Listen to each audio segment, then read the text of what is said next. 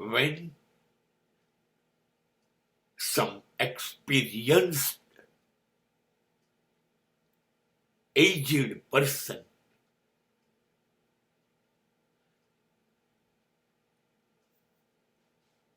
passed away, died.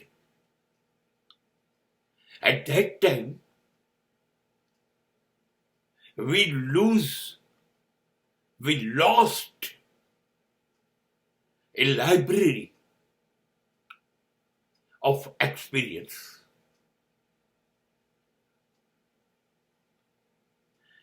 We are a great loser. જ્યારે કોઈ વડીલ નું મૃત્યુ થાય ને ત્યારે અનુભવનું એક જગત સમાપ્ત થઈ ગયું, ખતમ. અનુભવોની લાઇબ્રેરી છે આ લોકો. હા, કદાચ MCA, MBA, IAS, IPS નહીં થયા હોય, કોસ્ટ એકાઉન્ટન્ટ નહીં હોય, ચાર્ટર્ડ એકાઉન્ટન્ટ નહીં હોય, મેનેજમેન્ટ એક્સપર્ટ નહીં હોય, એગ્રી. પણ આ લોકોએ 80-90 વર્ષ જિંદગીને જુદા જુદા વાંકો ઉપરથી થપ્પડ મારતી, ઠોકર મારતી જોઈ છે. દરેક ઠોકરનો એને નજીકથી અનુભવ છે.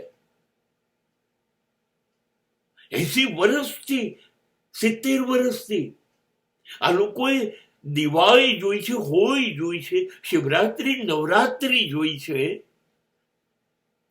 જન્મ જોયા છે, લગ્ન જોયા છે, મરણ જોયા છે, ઉદારતા જોઈ છે, વાલ જોયું છે, પ્રેમ જોયું છે, નફરત જોયું છે. દરેક ક્ષેત્રના અનુભવનો ઢગલો છે આ લોકો. ખાલી એની પાસે બેસીએ ને એમનેમ જ એના અનુભવોથી આપણે ધનવાન થઈ જઈએ.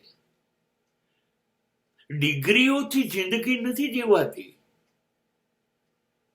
જિંદગી પોતે જીવવી એ મહાન શિક્ષણ છે, અને એ જીવ્યા પછી મળે છે. અને આ લોકોએ જીવ્યા છે, ભરપૂર જીવ્યા છે, ક્યાંય જીવવામાં કરકસર નથી કરી. આ લોકો પાસે તમામ સમજણ, ડાપણ બધું જ છે. અને 70-80 વર્ષ પહેલા આ લોકો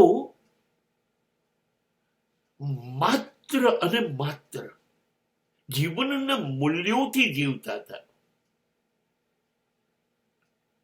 સત્ય, ન્યાય, નીતિ, ધર્મ, પ્રેમ, આનાથી જીવતા હતા.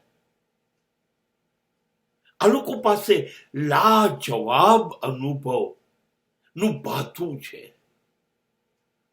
એટલે એક વડીલનું મૃત્યુ થાય છે ને એટલે એની સાથે હજારો અનુભવો લઈને એ જતા રહ્યા હોય છે, અને આપણે રહી ગયા.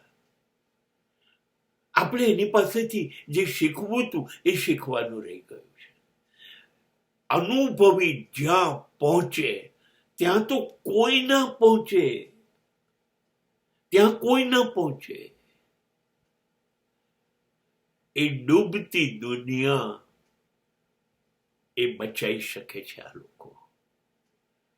અને ડૂબી ગયેલી, નાશ પામી ગયેલી દુનિયાનું ફરીથી સર્જન કેમ થાય એ બતાવી શકે છે આ.